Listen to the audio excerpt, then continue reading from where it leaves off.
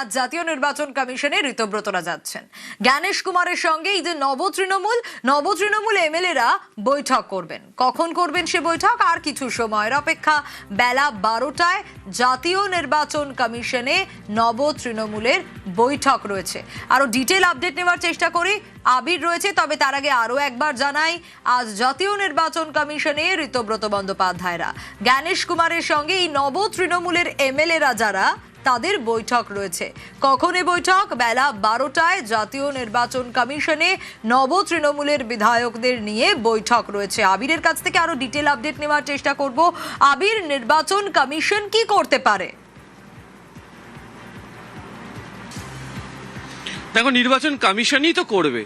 এই যে দাবি করে জানাচ্ছে যে তারা আসল তৃণমূল, বা কেউ দাবি করছে যে তারা আসল তৃণমূল, আসলে আসল তৃণমূল কারা সেই আসল সিদ্ধান্তটা খুঁজে দেওয়ার দায়িত্ব তো নির্বাচন কমিশনের ওপরই বর্তায়।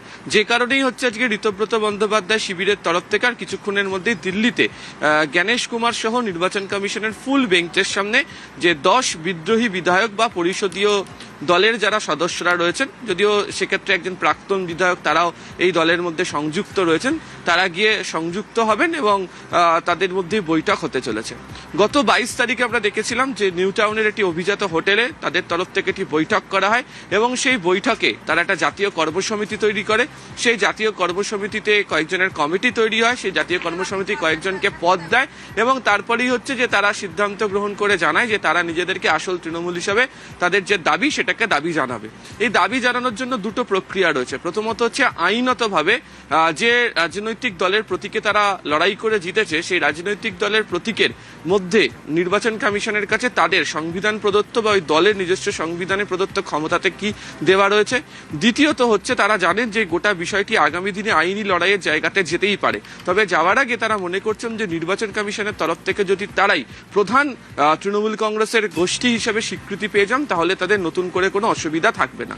ইতিমধ্যেই যে দল সেখানে গিয়ে পৌঁছেছে তারা তো ওই জাতীয় কর্মসমিতিতে সদস্য হিসাবে, জাতীয় কর্মসূচিতে তারা একাধিক পদাধিকারী তারা রয়েছেন।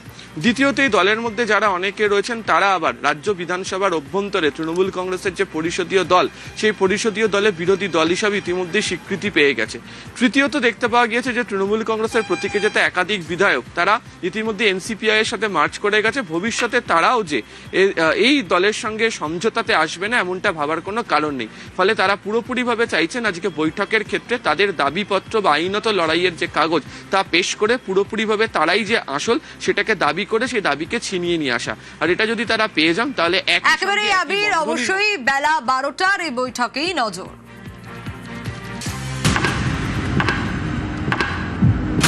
कितने एमएलए हैं? নির্বাচন কমিশনকে বলবো আমরাই আসল তৃণমূল। স্যার, আমরাই আসল তৃণমূল। আমরা নতুন কর্মসমিতি গঠন করেছি, নতুন চেয়ারম্যান অরূপ রায়। অন্য কোনো গোষ্ঠী কর্মসমিতির কথা বললে তাকে আর গুরুত্ব দেবেন না। তৃণমূল দলের নাম প্রতীকটা আমরাই চাই। আপনাদের সঙ্গে কি সংখ্যাগরিষ্ঠ জনপ্রতিনিধি ও দলীয় পদাধিকারী আছেন? হ্যাঁ স্যার, আমাদের হাতেই সংখ্যা আছে, আমরা প্রমাণ করে দেব।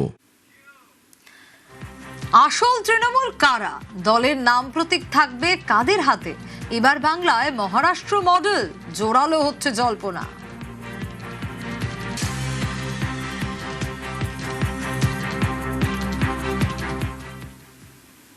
আমরা অল ইন্ডিয়া তৃণমূল কংগ্রেস আমাদের 22 তারিখ স্পেশাল সেশনের পর আমরা নির্বাচন কমিশনকে লিখিত আকারে সবটা জানিয়েছিলাম, অল কমিউনিকেশন হয়েছিল এবং আমরা একটা অ্যাপয়েন্টমেন্ট সিক করেছিলাম। তো সেই অ্যাপয়েন্টমেন্টটা কালকে গ্রান্টেড হয়েছে। এবার আমাদের যে 10 সদস্যের ডেলিগেশনকে ওরা অ্যালাউ করেছেন, কাল যখন আমরা ফুল বেঞ্চের সঙ্গে বসবো তখন আমাদের যা বক্তব্য আছে সেটা নির্বাচন কমিশনের ফুল বেঞ্চকেই হচ্ছে আমরা সেটা জানাবো। নির্বাচন কমিশনের সাথে আলোচনা করে আমরা যেই চিঠি নির্বাচন কমিশনকে দিয়েছি সেটা নিয়ে আলোচনা করার জন্য আমরা যাচ্ছি। এই বালিশ্রিত যে টিম, সেটা বিজেপির মদতে অনৈতিকভাবে তারা মদত পাচ্ছে। তাদের দেখতে হবে যে আমরা সকলকে দোষ দিচ্ছি না, কিন্তু তাদের কার কার বিরুদ্ধে কি কি অভিযোগ আছে। বাঁচতে চাই বিজেপি, তাই আর কি হচ্ছে, কার মার্ডার কেস, কার অবৈধ নির্মাণ, এগুলো সব এখন ন্যাকা সাজছে। সবাই নয়, অনেকের ওপর পুলিশ প্রশাসন দিয়ে চাপ দেওয়া হচ্ছে। আমরা ধরে নিচ্ছি যে নির্বাচন কমিশন এবং বিজেপি ওদের সাপোর্ট করছে। আমরা এসব নিয়ে আদৌ চিন্তিত নই। আমাদের একটাই প্রতীক, মমতা ব্যানার্জির মুখ। আমরা আসল তৃণমূল কংগ্রেস। মমতাদির প্রতীকে এদের সব জন্ম।